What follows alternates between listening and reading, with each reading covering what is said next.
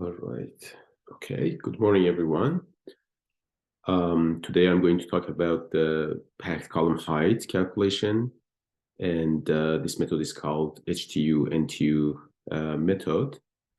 So let me please share my whiteboard with you. All right. So let's assume we have a packed column. So I'm going to draw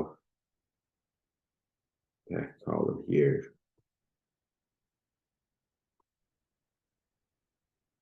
So we said that whenever we have a packed column, we use this sign. And then we know that in this packed column, there is a vapor flow always coming from the bottom and leaving from the top. So let's assume the vapor stream is called V. And V here, assuming that the CMO condition is valid. So no changes in the vapor flow rate. At the same time, liquid is going down from here and here. And for each stream, we have a concentration. So here we may have a Y coming into the packed column and Y leaving the packed column. And here we have an L with X coming to the packed column and X leaving the packed column. The purpose of our calculation here is to understand what should be the height of the packed column to be able to observe these changes in concentrations. For example, if yn is coming in, how tall should be the packed column that at the end of the packed column, we see that the y increase to y out, from y in to y out. And the same thing for x in. If x in is coming in, how tall it should be to observe x out at the exit. All right, so that's the purpose of our calculation here. So to do that, we assume there is a coordinate here, coordinate z, and z at this point is 0, and at this point z is equal to h, and h is unknown for us, and we are going to find it. All right, so let's say we consider a very small area here inside the packed column, like a very differential area, and the height of this area is dz, and whenever we use dz, we mean differential of z, so that's very, very small. So I will just enlarge it here on the side. Let's say this is the dz area, and that's a porous area. You know, it's filled with the packings. So this is what we observe basically. But in this area, we know that, for example, let's be just focused on vapor stream. We know that vapor stream is coming in with flow rate V, and let's assume that mole fraction in the vapor is Y, but the Y at point Z, all right? So we know that we are at point Z, and then Y coming into the packing column is YZ. And then the vapor is leaving with the same flow rate because we assume CMO is valid.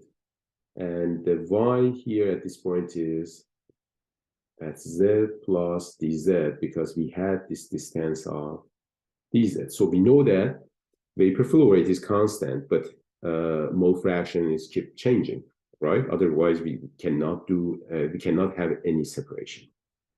All right. Therefore, the change in the concentration, or let's say the change in the amount of the compound that we are focused on. Here, we said if you have a binary system, Y or X is always for the more volatile compound.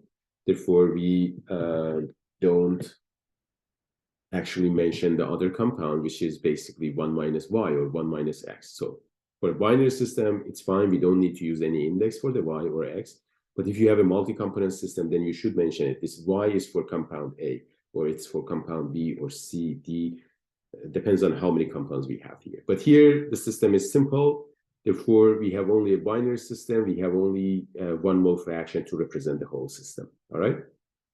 So then if compound A, which is the more volatile compound, has a concentrations or mole fraction of Y at point Z, and then Y at Z plus DZ, all right, then there is some change in the mole fraction, all right? And there is some change in the flow rate of that compound A that we observe passing through the packing area. And in this case, since it's a distillation column, we know that by moving toward the top of the column, mole fraction increases. Therefore, the change in the mole fraction or the amount of compound A is a positive. So we see that some amount of compound is the amount of the compound A is increased when moving toward the top side of the column. So, but how much is this change? To show this change, we can say V Y at Z plus DZ was coming, was leaving the packing area, but the value of V Y at Z was coming in. Therefore, this is the difference in the flow rate that we know. And let's say if we call it delta of compound A within that area, and we can simply write it as V dy if we assume that Y at Z plus dZ minus YZ can be written as dy. Okay, so we have a very small change in the mole fraction, and we can write it. Therefore, change in the mole fraction multiplied by the overall flow rate shows the change in the flow rate of that compound. All right, so far, we know that in that element, in that differential element, what's the change in the flow rate of the compound A, and that can be written as V dy. But then the question is, why we have that changes? Where did this change come from? Why, for example, here, mole fraction of compound A increased from Y at Z to Y at Z plus DZ. Where that compound A coming from? So in the distillation case, we know that there is a mass transfer from the liquid phase to the vapor phase. Therefore, the increase in the flow rate of a compound A in the vapor phase, in fact, is coming from the liquid phase. Therefore, there is a mass transfer from the liquid to the vapor phase, which causes this increase. So if you want to show that changes, therefore, let's just consider the surface area interface between the two phases. Let's assume here we have liquid, and here we have the vapor phase. And we know that in distillation, for the more volatile compound, for the less volatile compound, that's exactly the opposite. But for the more volatile compound, mass transfer is from the liquid to the vapor, all right? Therefore, since we have a mass transfer from the liquid to the vapor, this is the direction of the mass transfer. And if I have such a direction, the profile of the concentration should be something like this. So at the bulk, I have X. At the interface, I have XAI. And then from the at the interface, we have equilibrium. We know that XAI should be at equilibrium with YAI, but where it is, we don't know. It really depends on the physical property of the mixture. It can be, YAI can be larger than XAI. And we assume that moving, in this direction, we have more concentration, all right? So YAI can be larger than that. For example, here at this point, it can be exactly the same point as XAI. It can be even below that, all right? So let's assume it's below that. Therefore, in the from YAI to the Y, we have this concentration profile, all right? So this is what's happening at the interface. And we said that the change in the mole fraction in the vapor phase comes actually because of the mass transfer from the liquid to the vapor phase. And we already mentioned that the mass transfer rate can be written as, we can write it in different ways. One way is writing it as Kx, a small k, multiplied by Xa minus Xai. But this is also equal to Ky YAI minus YA. And we said we can also write it using the overall mass transfer coefficient, which is using the larger K. x, but then instead of using xai, we use xa star. And xa star is in fact the concentration at equilibrium with ya. All right, I will draw it quickly. And same thing for the overall mass transfer coefficient for the vapor phase. So it can be written as ya star minus ya. But what is ya star and xa star? If we have the, let's say this is x, y, and this is the, for example, equilibrium curve showing what's the relation between x and y, and absolutely at the interface we are on this curve, then for any point like x here, for example, and y here, for example, so if we have this point, we know that we are moving from larger x to the smaller x because the mass transfer is from the liquid to the vapor phase. Therefore, the x mole fraction will decrease over time when we reach the equilibrium, and y will increase over time for the same reason because the mass transfer is from the liquid to the vapor phase. Therefore, I expect some change in the x direction in this side and for the y in this side. Therefore, the overall mass transfer, I mean the movement of the point over time will be in this direction. And this curve is called driving force line, you know it. And the slope of the driving force line, you already know that is minus kx divided by ky. So if we know what's the kx and ky, and we have the equilibrium curve, obviously we can find this xai and yai. And we can then use the mass transfer rate because we can obtain xai and yai from the curve.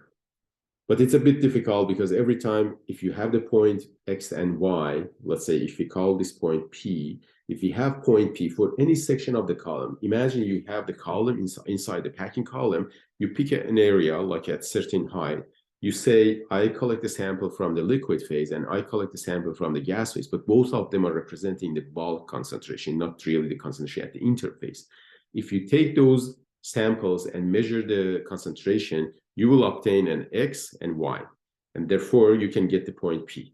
But then for that point P, if you know what's the mass transfer coefficient in the liquid phase and mass transfer coefficient in the vapor phase, so kx and ky, then you have that line because the P was there, you know, you have the line point, you have the slope of the line, so you can draw that line and you already had the equilibrium curve. Therefore, you can get the concentration, I mean, the intersection between the driving force line and the equilibrium curve will give us xai and yai. And once you get xai and yai, therefore, you can put them here, for example, and use this equation to get the mass transfer rate. Or use the other one, all right? But since getting xai and yai requires drawing those oriented line, it's a bit difficult. What we do, we prefer to use the other equations, which is this one, xa star or ya star. And I will explain you why this one is easier to use. Because, let me see if I can change the color. Yes. All right, because for that, if I go from this point P vertically up, I can find the concentration, which I call it ya star. And this ya star is in fact at equilibrium with x, right? Okay, so ya star therefore is an imaginary concentration that we don't have it in the system, we don't have it anywhere. X and y, xii and yai, we have it in our system. But ya star is something imaginary. We say that if this x was at equilibrium with something in a vapor phase, then that concentration should be ya star. But we can easily obtain it, although we don't have such a concentration, but we can easily obtain it because simply you need to vertically go up and hit the equilibrium curve and get it. And the same thing, if we go horizontally and then we hit the equilibrium curve at this point, I mean, sorry, it should be coming from the y and hit the equilibrium curve, then we get xa star. Therefore, xa star is at equilibrium with y, and ya star is at equilibrium at equilibrium. So y star at equilibrium with x. So these are basically the equation that we can use. All right. So let's see now how we are going to use this mass transfer rate to relate it to the change in the mole fraction in the vapor phase that we had in the previous page. So let me go back to the previous page. So here you saw that the change in the mole fraction in the vapor phase, in fact, is coming from the mass transfer from the liquid to the vapor phase. So imagine here in the mass transfer in the liquid phase. So somewhere in this area, if I again enlarge part of this, so let me just enlarge part of this area and show it here. So imagine that we have a liquid phase like this, and then the gas phase, which is above that here. Therefore, we have some mass transfer from the liquid to the vapor phase, all right? And if we know what's the rate of the mass transfer, therefore, we can estimate how much of compound A is moving from the liquid to the vapor phase, all right? So that's why if we can calculate the mass transfer rate, or NA here, we can then estimate this value, how much change we had in V dy, all right? And they should be same, basically. The total mass transfer from the liquid to the vapor phase within that region should be equal to the change in the mole fraction in the vapor phase for compound A. Otherwise, if it's not the same, then that means the system is not a steady state. We have some accumulation or consumption, which is not the case. All distillation columns that we studied in this course, they are under steady state condition. All right. So therefore, I can put these two values equivalent, and I'm going to just write the equations here. So the equation will be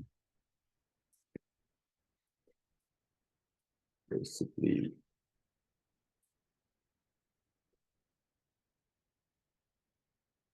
so V is the flow rate, vapor flow rate, multiplied by dy shows the change in the mole fraction in the vapor phase, should be equal to mass transfer rate for compound A, Na, all right?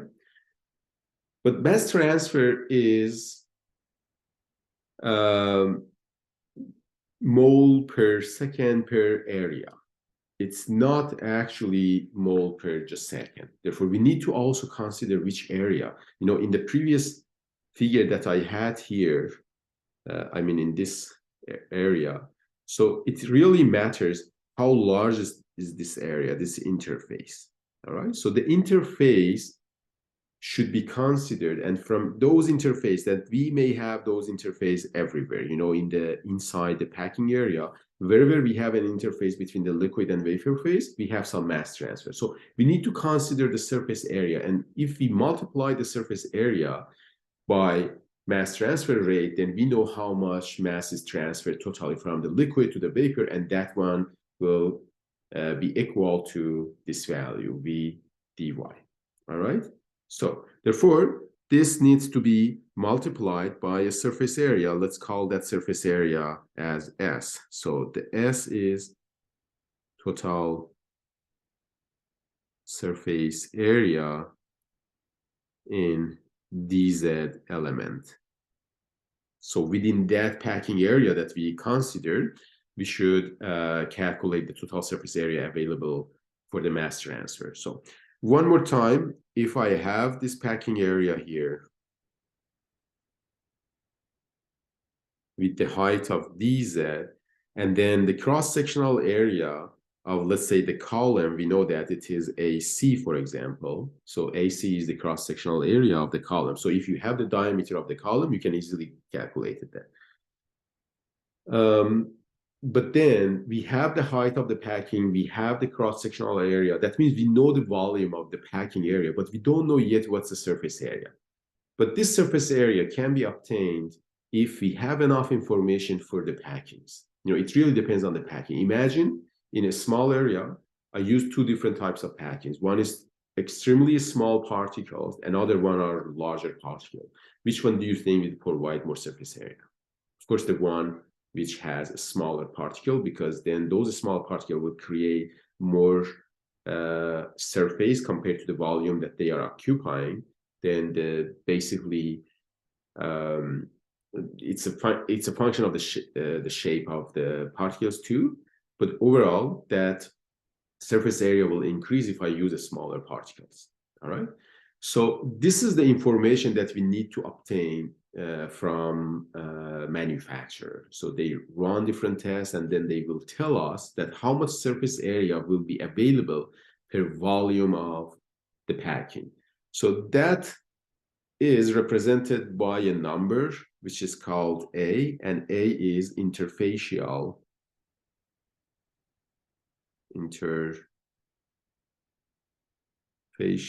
area per volume. All right, so this number A tells us how many square meter will be available for us per cubic meter of that packing. Therefore, the unit is 1 divided by m, or 1 divided by meter. All right, so this information should be given to us, and it really depends on the packing types. All right, so if we have this information, the only thing that we need to know to get this value of S is the volume, because if I multiply, so S will be in fact equal to A multiplied by the volume. And for the volume, I'm using this sign in the middle of the V to just distinguish it from the vapor flow rate. So if I know this volume and multiplied by this interfacial area per volume, I can get the total surface area available for the mass transfer.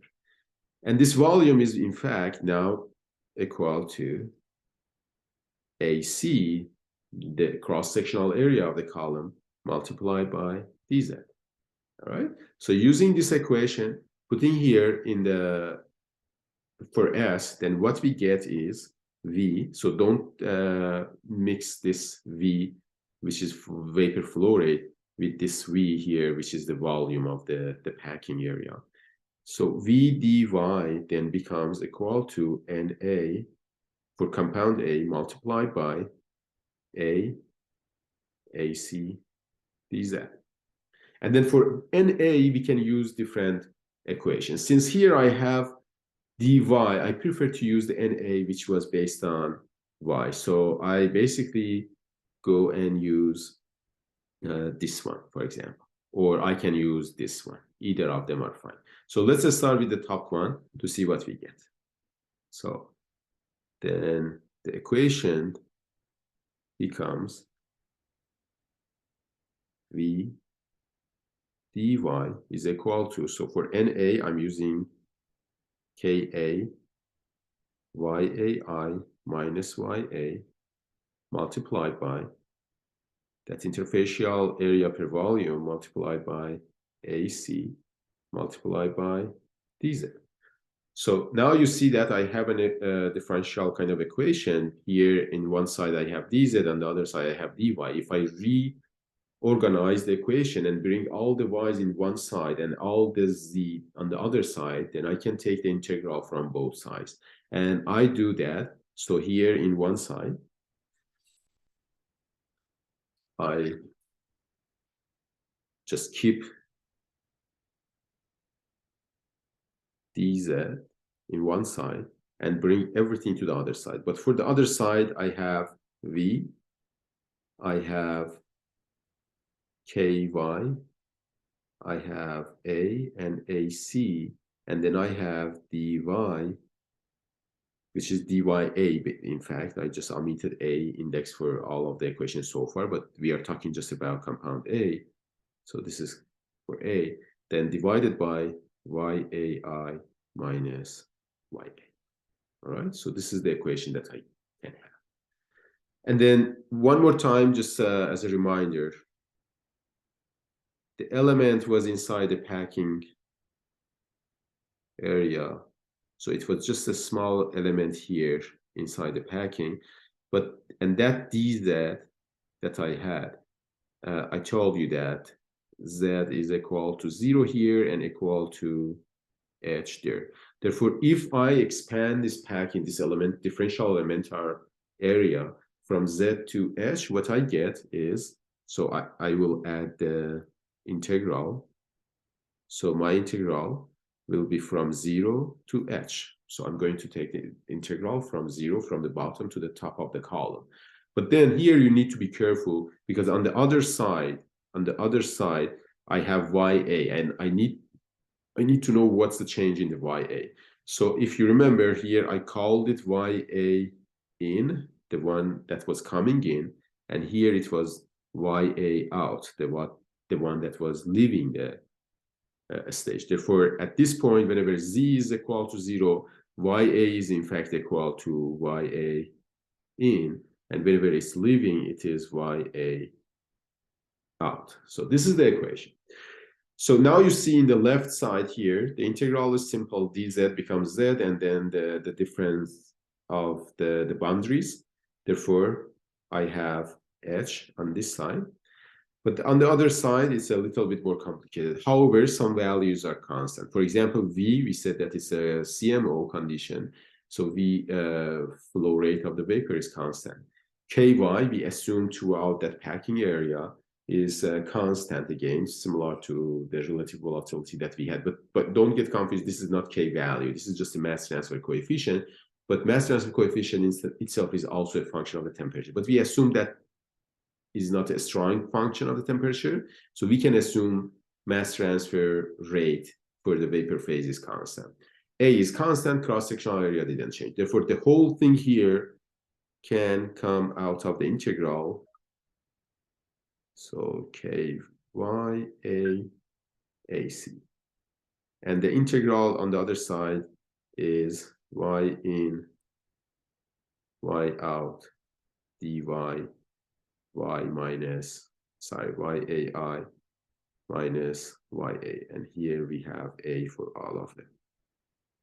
All right, so this is the equation that we have. So just a reminder, what was the objective? Calculating H. Now we have an equation for H. These are constant, we have them. This is something that we need to take the integral. The only thing that we need to know for here is what is yai minus ya. If you have an equation for yai to convert it to ya at each point, then it's easy. Otherwise, we need to do this integral numerically, and I'm going to show it to you how we can do it. But before that, there's some name here that we use to represent each part. So one is this part is called H in the vapor phase or gas phase, Hg, all right? And the rest, the integral, that we call it Ng, all right? So we can write then H is equal to Hg multiplied by Ng. So this H and N, Hg is called height of the transfer unit. So we can also call it Htu, and that's the title of this session. And Ng is called the number of transfer units. So we call it Ntu. And that's why this method is called Htu-Ntu method. Okay, I get a break for a few seconds here, and I will come back soon. All right. So we saw that this the height of the packing area is, in fact, the height of the transfer unit multiplied by the number of the transfer units. So if it's very similar to what we had in a trade column, you know, if we were calculating the distance between two trades, and then we know that what's the number of trays, and then we were multiplying them together. All right. The same concept exists here, or we try to name them in a way that reminds us what we were doing in the trade column or the staged column. So this part is called the height of the transfer unit. So it's kind of fixed, it's kind of constant. And this part depends on the equilibrium curve, depends on the concentration that we are talking about. So that specifies the number of the transfer units or number of kind of equilibrium stages that we need to have. Therefore, the total height becomes Hg, Ng, or Htu multiplied by Ntu. So height of the transfer unit and the number of the transfer unit. So obviously, we can have different forms of this equation. Simply, for example, instead of using this equation, let's say I'm going to use the overall mass transfer coefficient. And therefore, here, instead of using the YAI, I use YA star. So then if you do that, I'm not going to derive the whole thing. But if you do that, what you get is H becomes, so V is same there. The ky, small ky, becomes the large ky, or the capital ky. A is same, AC is same. Here we have the same thing, YA in, YA out. But then inside the integral, dya is divided by YA star minus YA. All right, so that would be the equation. So in this case that we are using the overall mass transfer coefficients and also the Y star, the naming is a little bit different. We call it H. This one, the first one is H, just to not get confused. So it is H, but instead of using Hg, we use OG. That means we have used the overall mass transfer coefficient multiplied by N. Multiplied by NOG. All right. Or the same thing if we use the liquid phase. So for the Na, instead of using the Ky multiplied by Yai minus Ya, if I use the Kx, Xa minus Xai, I will have the similar equations. And it can be basically H is equal to NL HL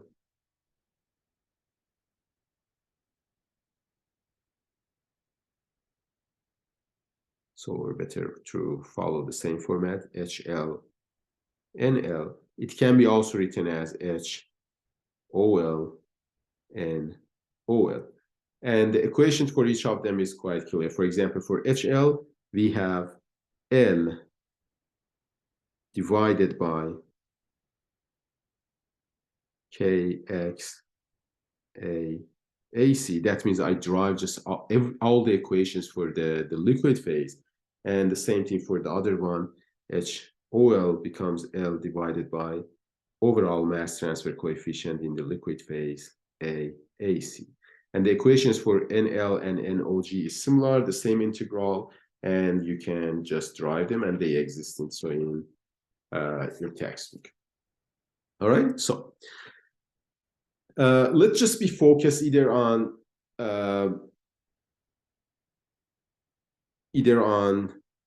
NG. So there's no problem with HL or HV or HG or HOG. Those are fine. Those are constant. You know, for the HG, for example, we know that the equation is V divided by KY AC. So all of them are constant. You just need to know what's the mass transfer coefficient in the vapor phase, what's the A, which is coming from the packing, so it should be given always to you.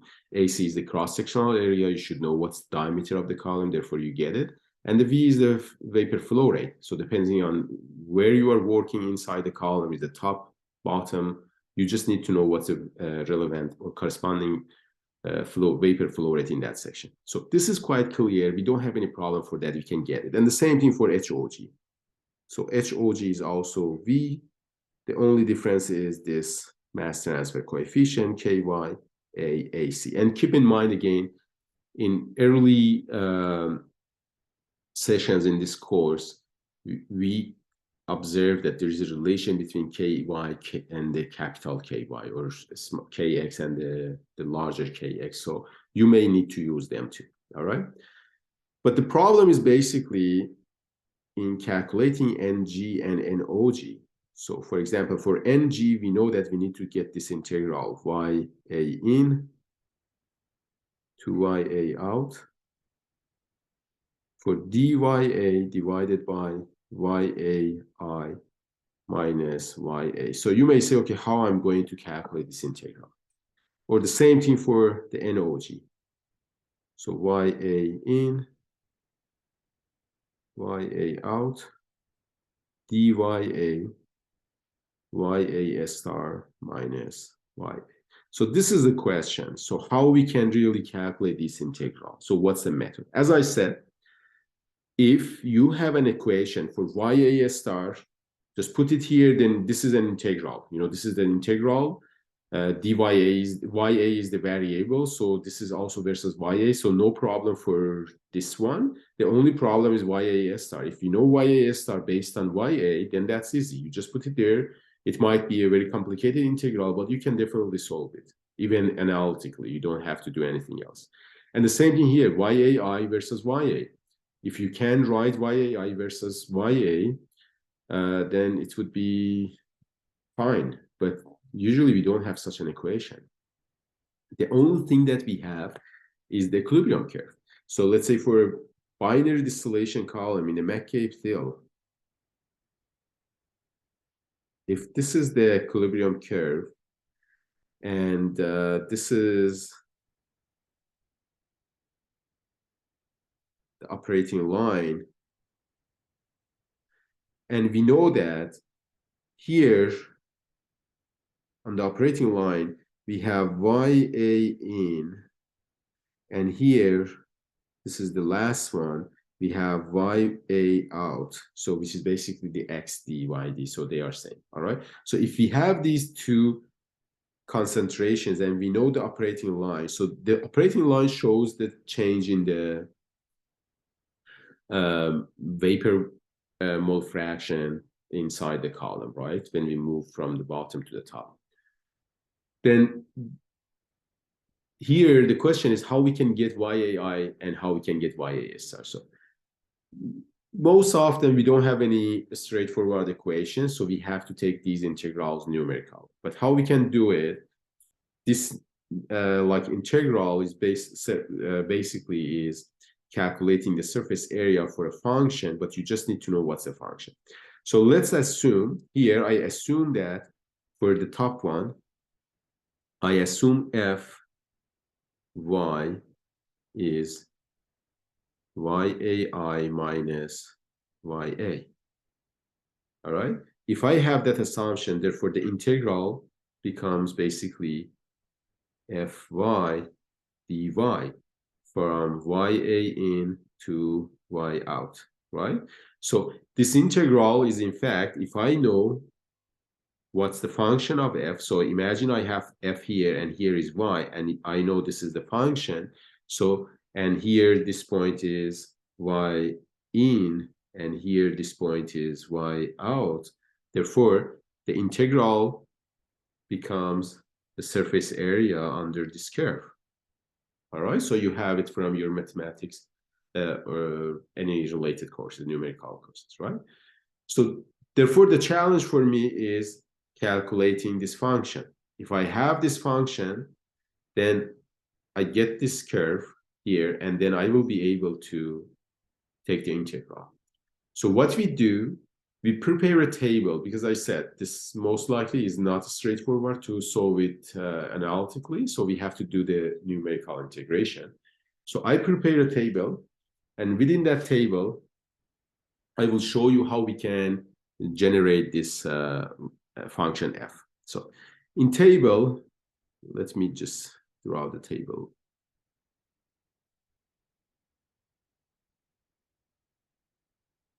So I have ya.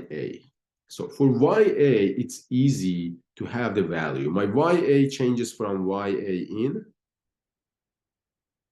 all the way to ya out. So I can basically just put some numbers here. So I divide this distance from YA in to YA out into multiple points. So more points we put there, our numerical integration will be more accurate. Less point, less accurate, but faster. All right. So usually in exams, I ask how many points to consider. So let's say I'm going to consider 3 points in between. So 1, 2, 3 points in between.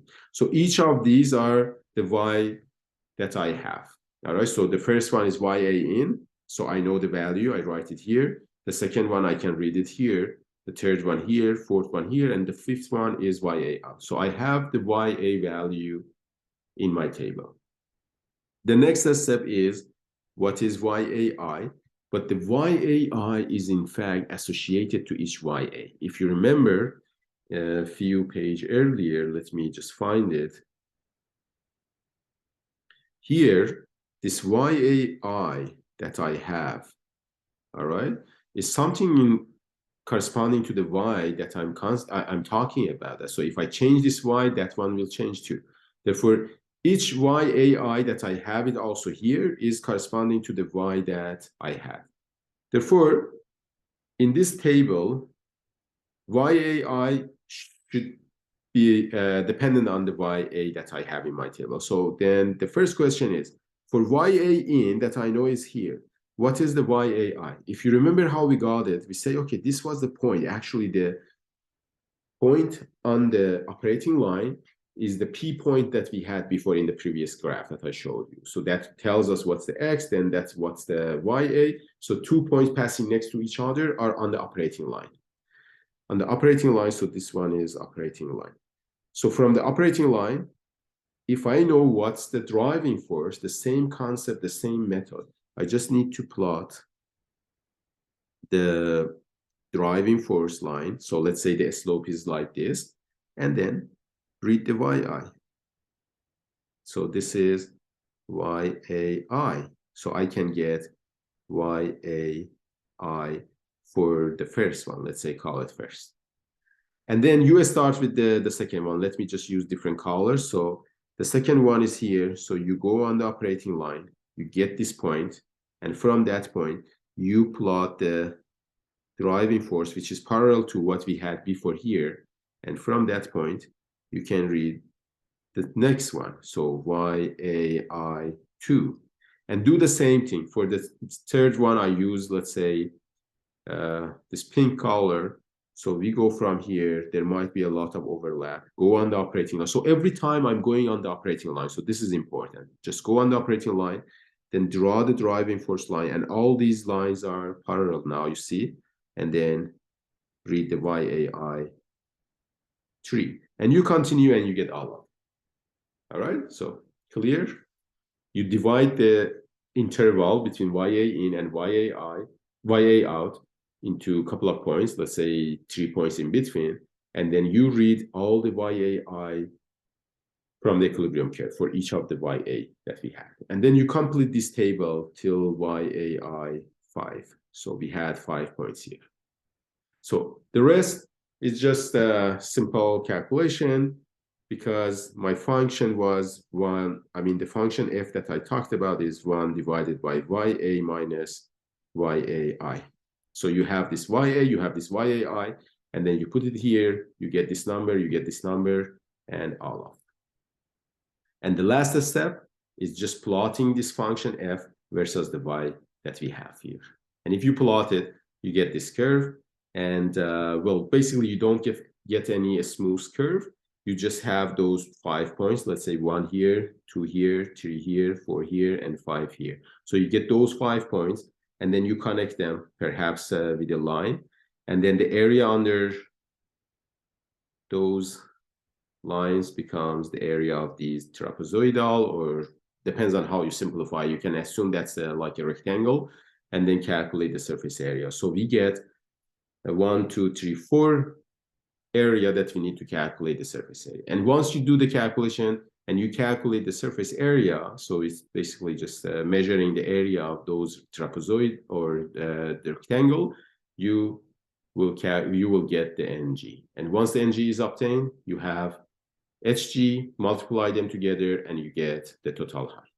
All right, so the same thing will be done for an OG. Let me just write the equation one more time here. So we saw that an OG is the integral of YA in, YA out, then dya divided by YA star minus YA. And then we are going to calculate this one. All right. So we use the same equilibrium curve. This is the bisectional line.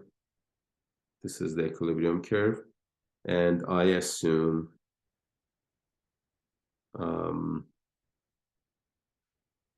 this is the operating line, for example. All right. So the first point, YA in. The last point was YA out. All right. So now, again, I'm going to have multiple points inside, 1, 2, 3, for example. And then for each of them, if I go on the operating line, I get the corresponding Y. But then this time in my table, I'm looking for, so YA is now same as before. So starting from Y in, going all the way to YA out. But now the question is how we can get YA star. So YA star was easy. So I'm using a different color, let's say a red one.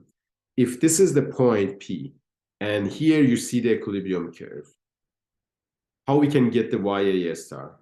Simply, YA star is the concentration which is at equilibrium with the corresponding X. So this YA in is at on the point with some X, and then we are looking for this number. So vertically, you draw a line and you read YA star. So you get YA star, the first one. From this point, you go up, you get YA star.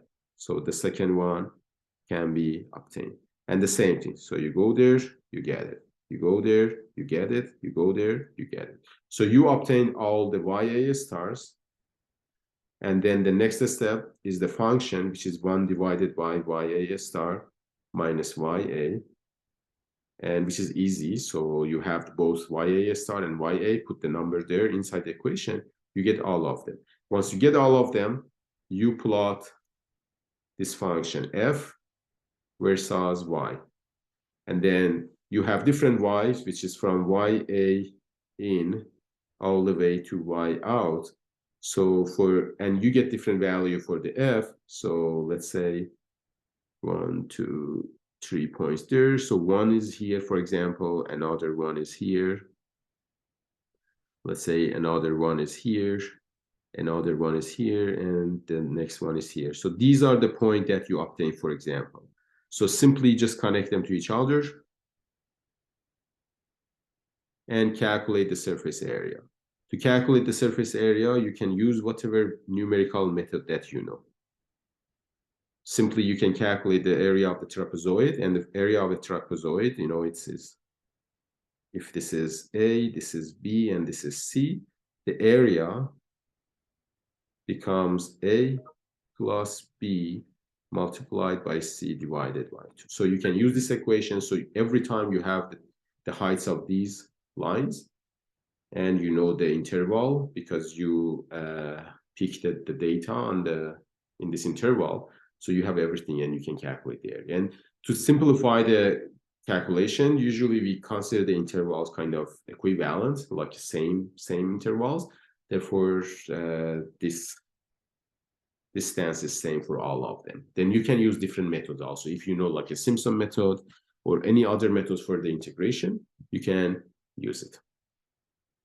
All right, and the same concept for the liquid phase. The only difference would be instead of having the points on the Y from YA in to YA out, you go from XA in to XA out, or XA out to XA in, depends on what's the direction.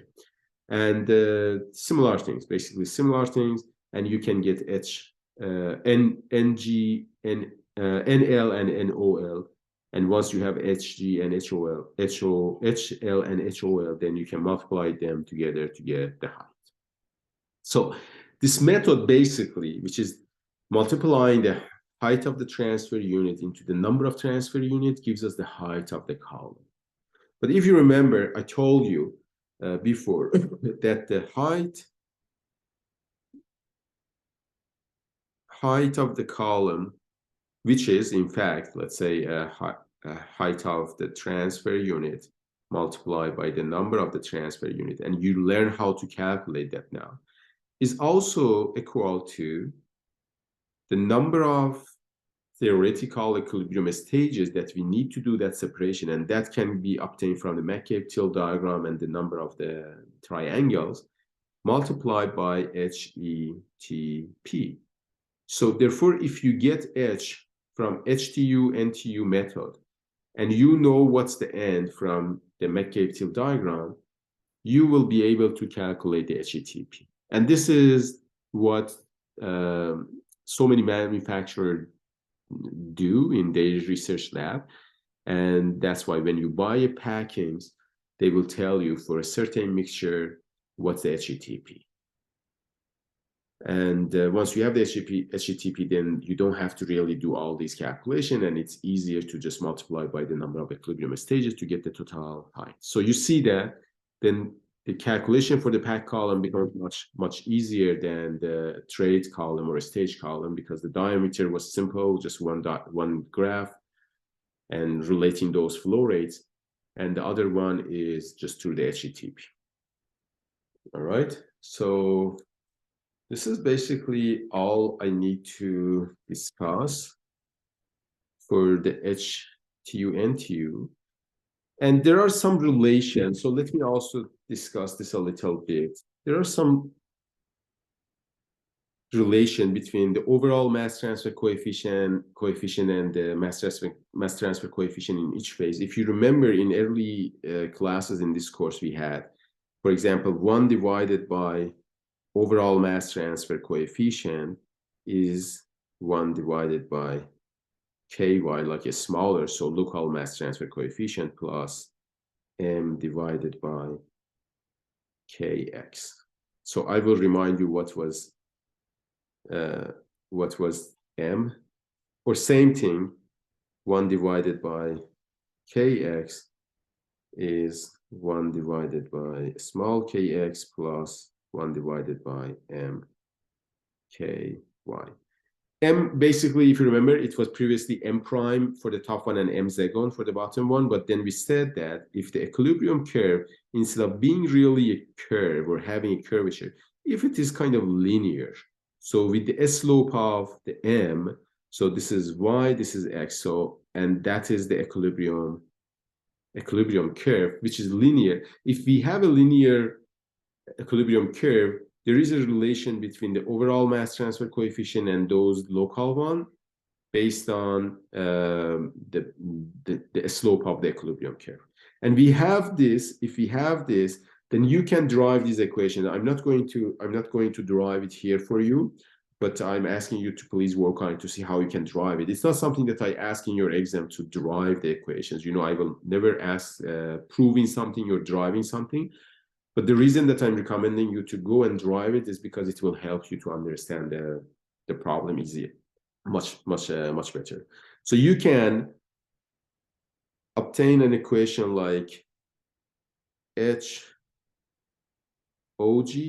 is equal to HG plus MV divided by L multiplied by HL. And that basically comes from the definition of the HG and HOG. And you remember, for example, HG was V divided by KY AC. And HOG was V divided by the large KY AC. So you see that those AACV are kind of constant. The only thing that matters is KY. And you have those KYs here and here. So you see, just modifying these equations here, for example, multiplying this with the flow rate of the V and divided by A and AC, you can get HOG, for example, and then here HG. And do a little bit rearrangement, and eventually you get this equation. So that means if you have M, which is the slope of the equilibrium curve, and you have the ratio between the flow rates, like V divided by L, which just keep in mind the opposite, like L divided by V is the slope of the operating line. So they are related to each other. So the slope of the equilibrium curve and the slope of the operating line, right? So this is basically, this part is M divided by L divided by V. And that shows if this is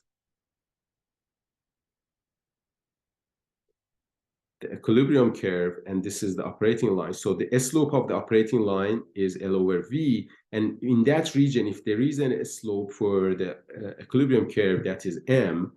So that this shows the relation between both two slopes. All right. So in distillation, usually we don't really have M for a wide range, unless otherwise we are talking about a very narrow window of the mole fraction. So we can assume the like equilibrium curve is kind of linear. But in other topics like absorption, stripping, we usually have a quite linear equilibrium curve. And in that chapter, the chapter 12 of the textbook, we will use this equation more often. But for now, still, you can keep in mind that there is a relation for that. And the same thing you can derive for the HOL, which is HL plus L divided by MV multiplied by HG. And these together tells us that HOG is equal to MV divided by L HOL. So my point was for the height of the transfer unit, which is basically a function of the flow rate in the system, mass transfer coefficient, and also property of the packing and the cross-sectional area of the column, not really a function of the equilibrium or the mole fraction that we are interested in from the inlet and at the inlet and outlet. These Hg, the height of the transfer units, are related to each other, and you see some of the equations here. So this will be more practical in whenever we study the absorption and the stripping. But since it's part of this chapter, I just would like to mention. So there are a few demo problems already posted. I ask you, please work on them. It may look very easy, straightforward when I'm teaching here, but you really need to do those numerical integration. Otherwise, you will find it extremely difficult. But if you solve one problem for each of them, let's say for NG, NOG, NL, NOL, if you solve one problem for each of them, then you become comfortable and then it becomes quite easy for you. All right. So with that, I just stop sharing and we'll see you next time. Thanks so much.